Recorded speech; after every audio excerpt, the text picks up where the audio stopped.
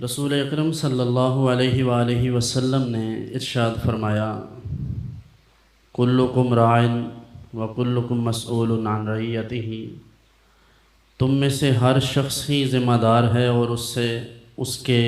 ماتحت لوگوں کے متعلق پوچھا جائے گا۔ معاشرے میں جب کوئی بگاڑ شروع ہوتا ہے تو اگرچہ وہ کسی ایک یا چند ایک مقامات سے اس کا آغاز ہوتا ہے، لیکن جب پورا معاشرہ مل کر اسے سپورٹ کرتا ہے تو وہ ایک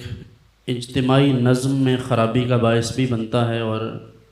اللہ اور اس کے رسول کے ہاں بھی وہ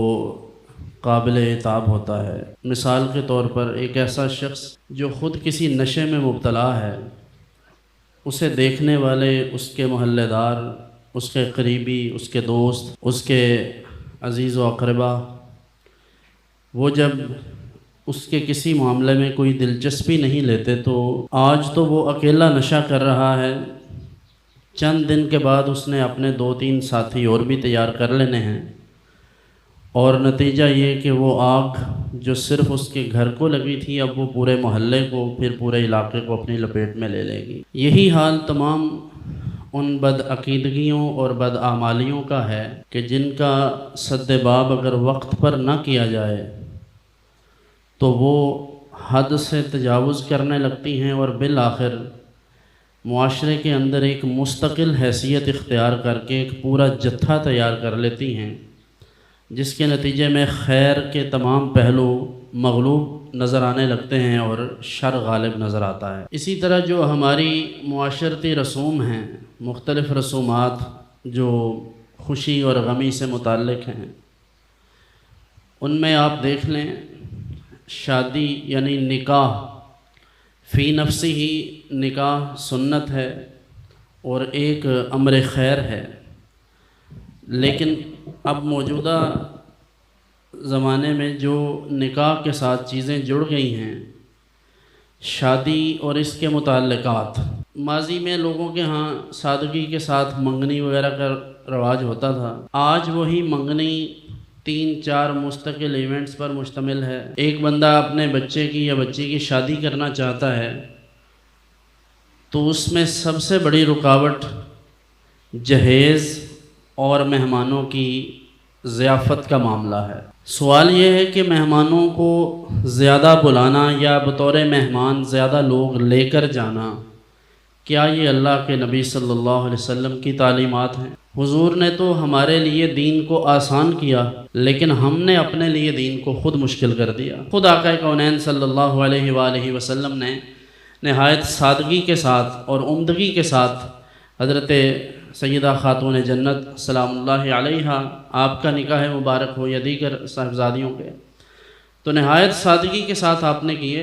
اگرچہ آپ چاہتے تو ہزاروں لاکھوں لوگوں کو بلا سکتے تھے، لیکن ایسا نہیں کیا۔ اس سلسلہ میں جو غریب غربا طبقہ ہے یا وہ لوگ ہیں جو ان سارے معاملات میں اس طرح سے شریک نہیں ہو سکتے،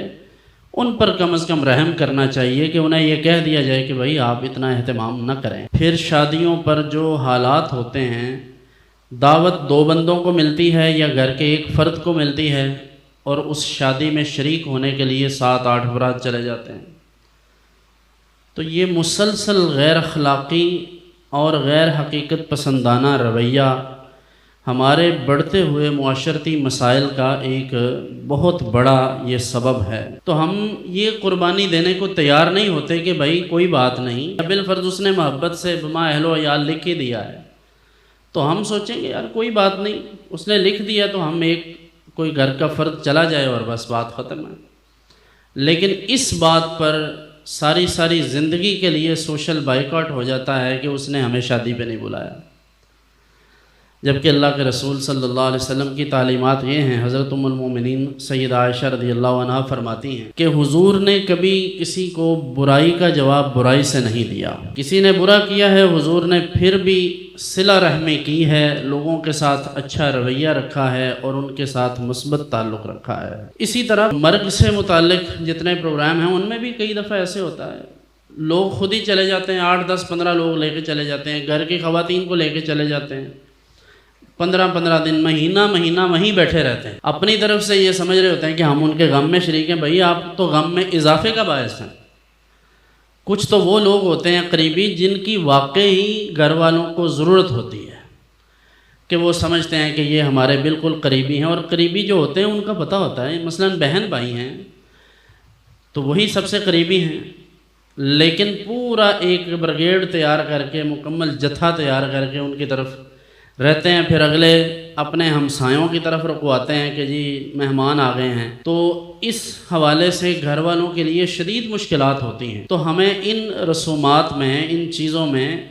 کوشش کرنی چاہیے کہ وہ چیزیں جو اللہ اور اس کے رسول کے حکم سے بالکل مختلف ہیں